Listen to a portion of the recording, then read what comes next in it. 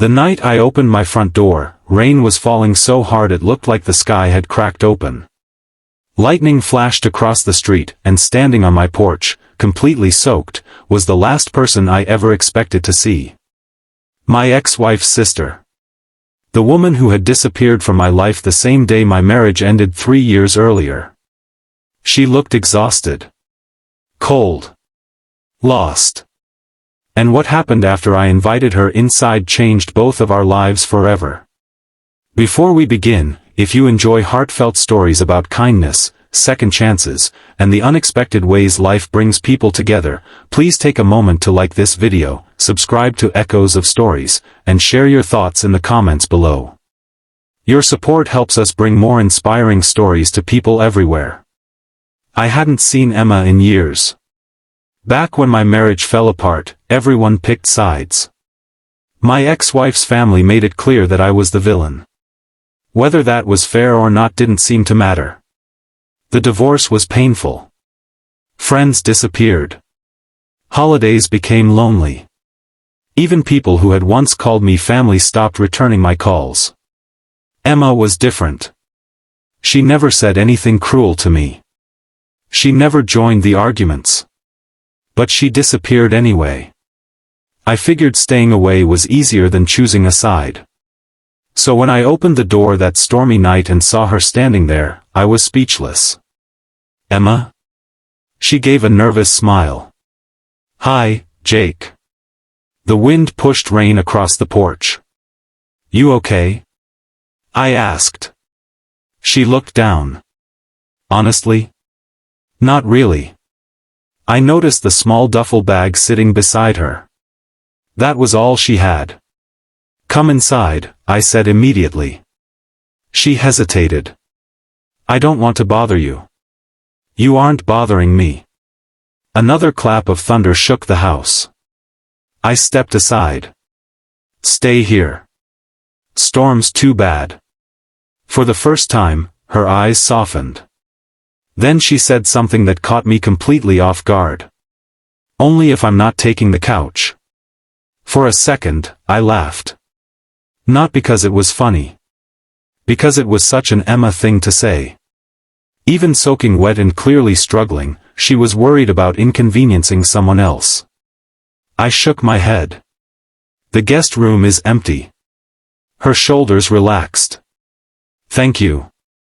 Inside, I handed her a towel and made some coffee. As the rain pounded against the windows, she finally told me what had happened. Her boyfriend of 4 years had left. Not only had he left, but he drained their shared savings account and disappeared. The apartment lease was in his name. She had nowhere to go. No family nearby.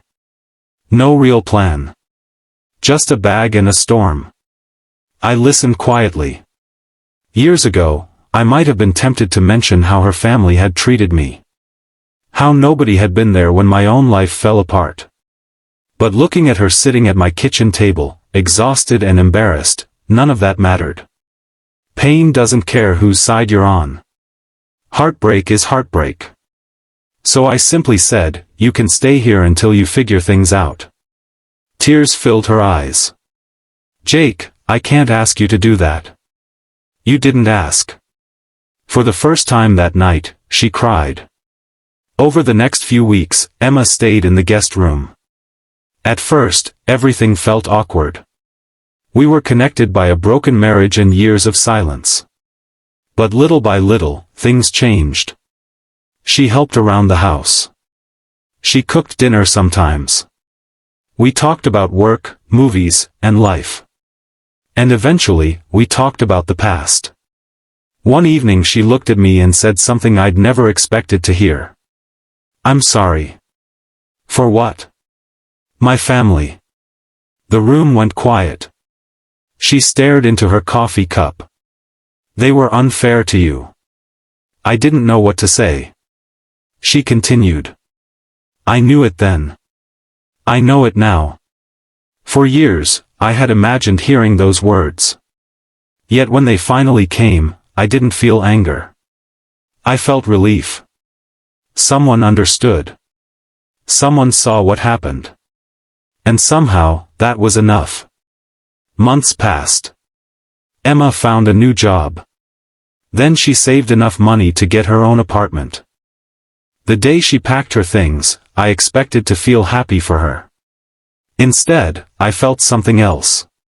Sadness. The house had become brighter with her around. The silence wasn't as heavy anymore. She noticed my expression.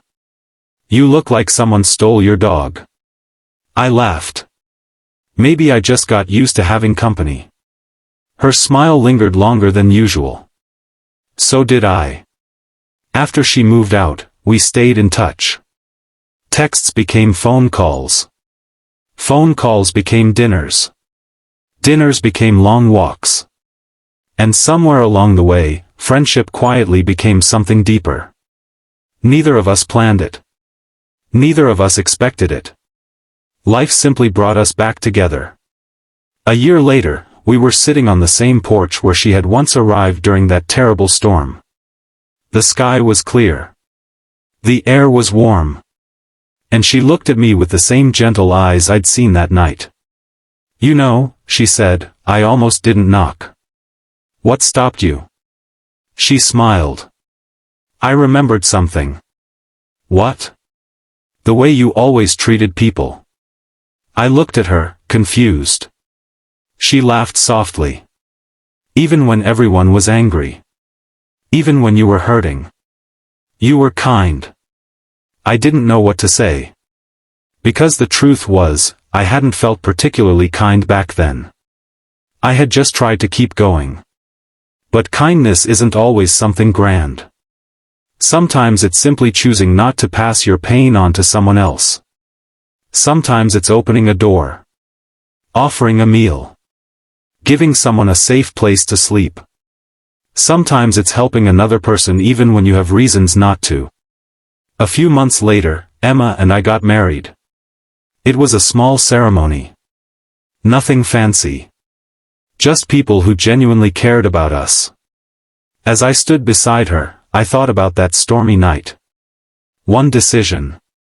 One simple act of kindness. That's all it had been. I could have said no. I could have remembered old wounds and shut the door. Instead, I offered shelter. And that small choice changed everything. The funny thing about kindness is that it rarely stays where you leave it. It grows. It spreads. It finds its way back when you least expect it. A warm meal becomes hope. A helping hand becomes friendship. An open door becomes a new beginning. And sometimes, a stranger standing in the rain becomes the love of your life.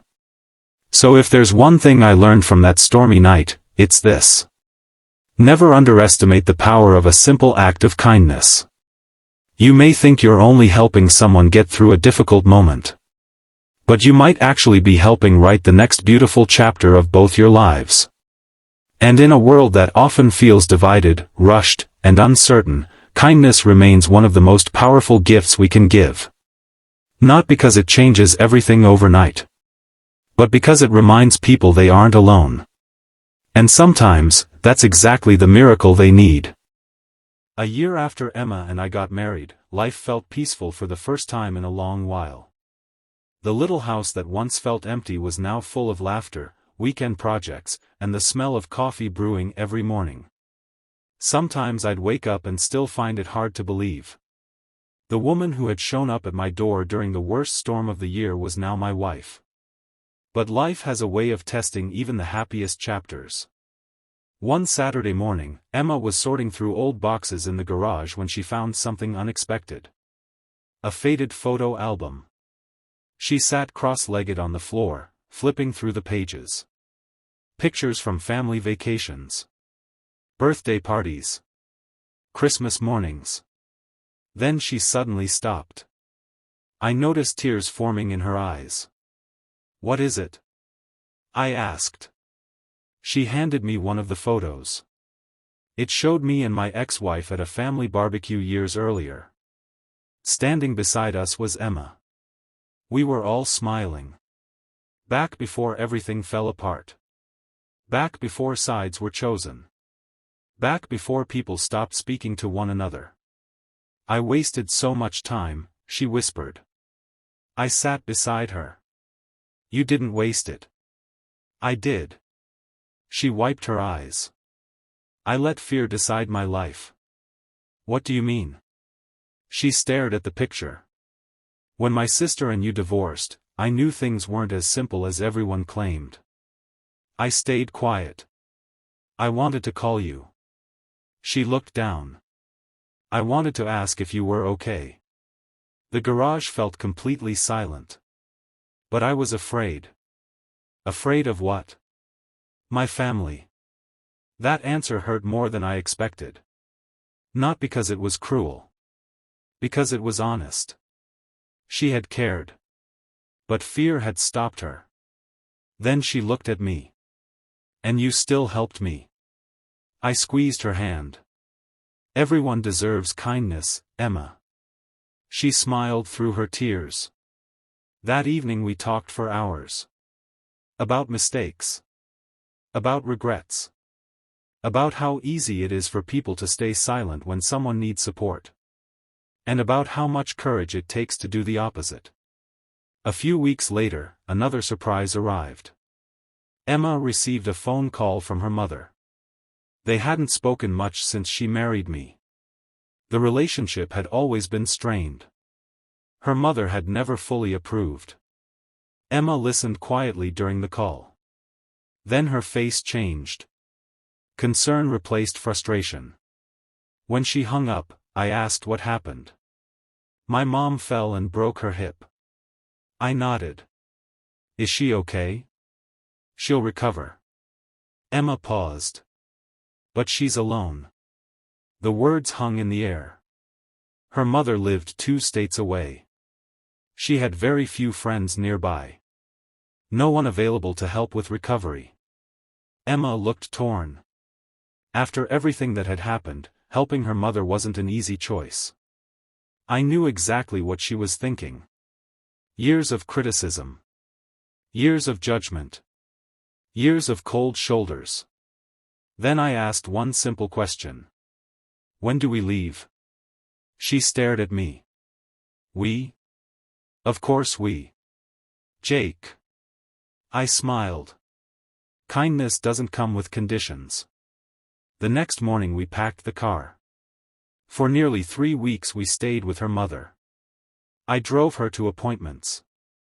Emma cooked meals. We cleaned the house and helped her recover. At first, her mother barely looked me in the eye. Conversations were short. Awkward. Forced. But slowly something changed. One evening I was fixing a broken kitchen cabinet while she watched from a chair nearby. After a long silence, she finally spoke. You didn't have to come. I tightened a screw and shrugged. Maybe not. She nodded. Then she quietly said something I'd never expected. I was wrong about you. I looked up. Her eyes were filled with regret. I judged you without really knowing you. For a moment neither of us spoke. Then she added, thank you for helping me anyway. It wasn't dramatic. There were no grand speeches. No movie-style reconciliation. Just a simple apology. And somehow that made it even more meaningful.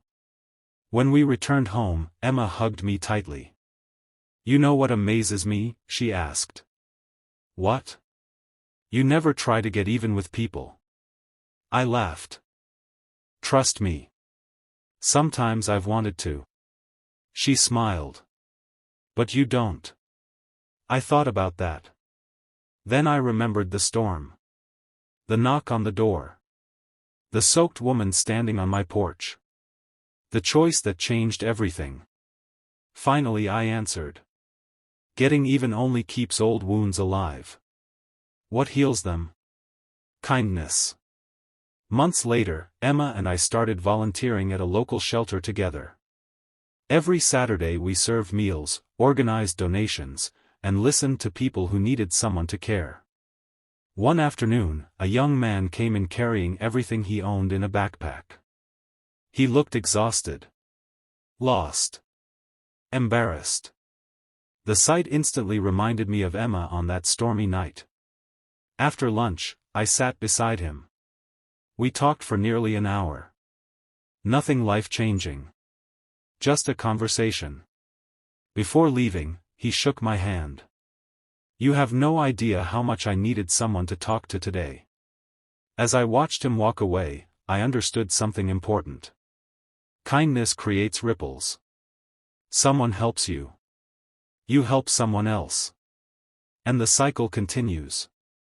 The gift keeps moving from one person to another.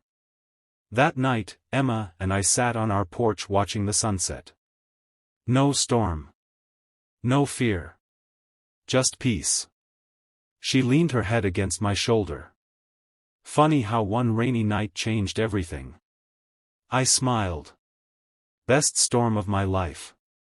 And it truly was. Because it taught us both a lesson we'll never forget. Kindness isn't about who deserves it. It's about who needs it. When you choose compassion over resentment, forgiveness over pride, and generosity over judgment, amazing things can happen. A stranger can become family. A broken relationship can heal. A painful past can become a beautiful future. And sometimes, all it takes is opening the door when someone is standing in the rain.